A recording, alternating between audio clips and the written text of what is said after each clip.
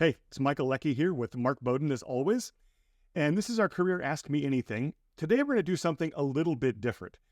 There's been a lot on the media and in the news and people's conversation everywhere about politics. Whether you're in the U.S. Or in the U.K. Currently, Mark, you just got done being involved with the campaign there. There's been obviously a lot going on, and we've had politics and your image and your brand, interestingly enough, come up any number of times with our senior executives. And I think that Mark made a comment to a very senior leader at a major firm recently. He said, at some point, the outcomes you've achieved and the results you've delivered and the intellect you have, you've gotten as far as you can go with that. And there's not a lot more to go, but there is a little bit. It's a key, crucial little bit.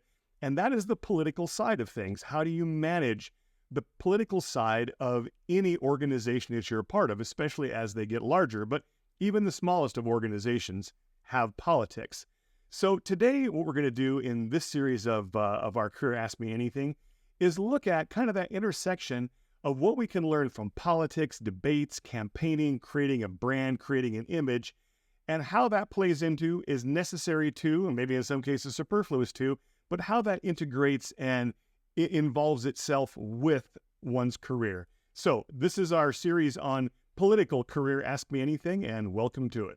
Okay, so Michael Leckie, here's a question that came in. How much weight should voters give to a candidate's debate performance when deciding who to support? How much weight should anybody give to the debate performance? And I guess at the same time, how much weight should we give to anybody's performance, be they a leader of us or even ourselves when we're presenting? How important is how we perform in that presentation situation?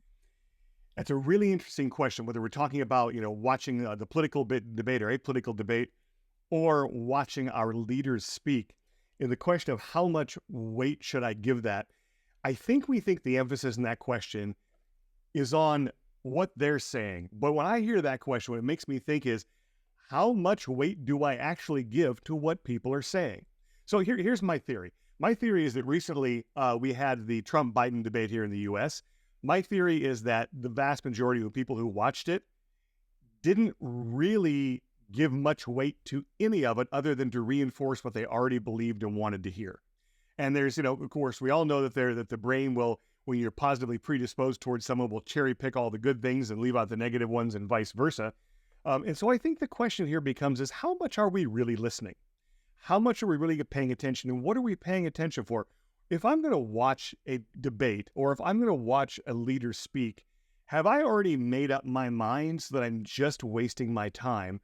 Or am I listening for something that can be useful for me to help me understand something, to help me be open to questioning my assumptions, to help me be open to understanding where I'm starting from and how might I actually shift and learn and grow in some beliefs and potentially change?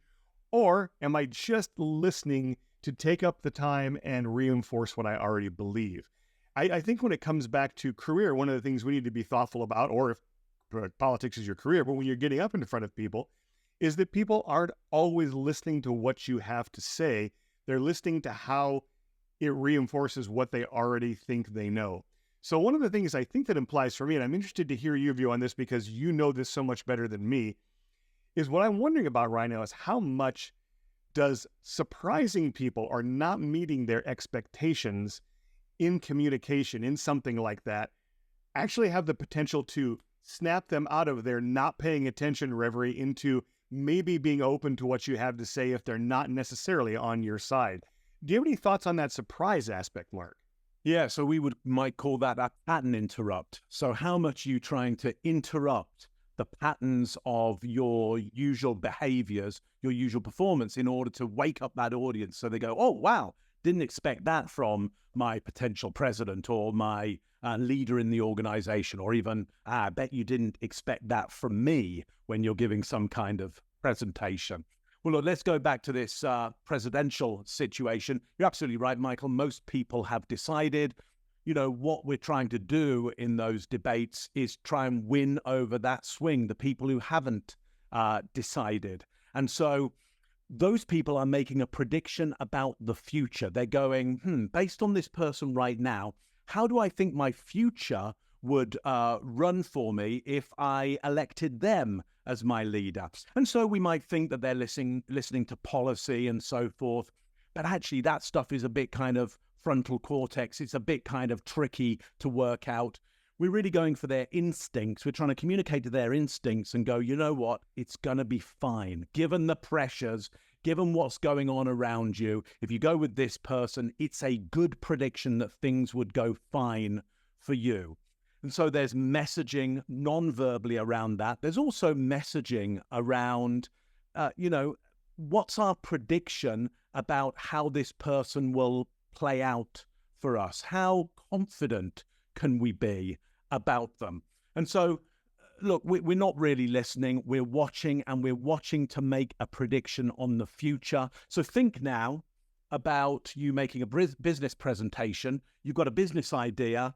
Nobody knows how it's going to go. You've done the math around it, and you're saying, look, if we do this, this, and this, here's the profit, or here's what will happen for our organization. Nobody actually knows whether this will work or not. They're not mind readers. They're not seers into the future. And so they look at your behavior and they go, what's my best bet based on this? What's my best bet as to what's going to happen? They're assessing risk, just like in an election, and they're assessing risk based on the behavior. So to that, Michael, it's massive the way somebody performs in a debate to the swing voters, just as it's massive how you give your presentation when somebody doesn't know the future. Hope that makes sense, Michael.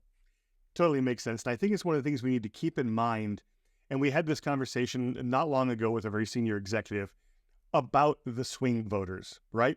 I mean, because they're really, in almost any situation, they're the ones that matter. Most people, you kind of know which camp they're in. You're oftentimes playing to those that are undecided to give you that edge that you need, that support that you need. And so in an organization, when you're speaking to your organization, first of all, if you're a leader and most of the organization is against you, you've got a problem. But if you have a good chunk of them with you, enough of a critical mass, and you can start to add just a few more on, those swing voters and that group that gives you critical mass is what you're really after. So one of the things to think about, really, I think maybe to end this piece on, is when I am on the stage making my point, getting my message across, I need to make sure I know who my swing voters are and what matters to them, and not always just, as it were, preach to the choir, right? To talk to my constituents. I need to give them the things that reassure them, but for the most part, I really need to bring others into the fold. And oftentimes we think about the majority, whereas the majority aren't going to shift. It's that critical mass minority that needs to shift. So thank you for joining us for this kind of our political spin on Career AMA. We've got a number of more questions we're going to be talking about with you, so look forward to those coming out soon. Thank you, Mark.